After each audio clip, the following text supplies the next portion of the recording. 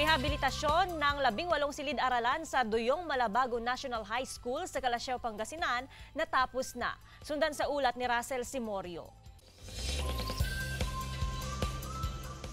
Lifted na ang ipinatupad na shifting of classes sa Duyong Malabago National High School sa Calasiao, Pangasinan.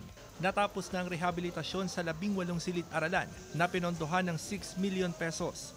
Nagkabit na rin ang electrical wiring sa mga newly renovated classroom. Sisimulan na rin ang installation ng water source at dagdag ventilasyon para maibsan ang epekto ng El Nino.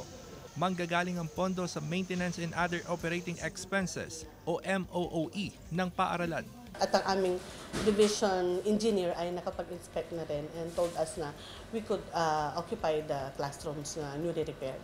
We are working on the water facility naman. Kailangan namin lagyan ng mga tubig kasi bago yung mga CR.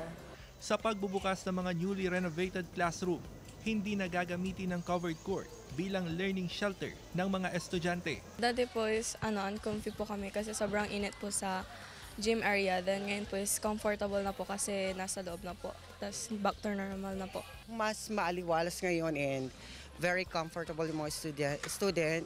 Sa sem break ng mga learner, iiral pa rin daw ang blended learning. Pagbibigay daan din ito sa mga guro na sumailalim sa mid-year review para sa rating system. Yung mga teachers, nag-assign sila ng mga modules for the students to work on while naka-sem break sila. Russell Simorio para sa Mornings with GMA Regional TV.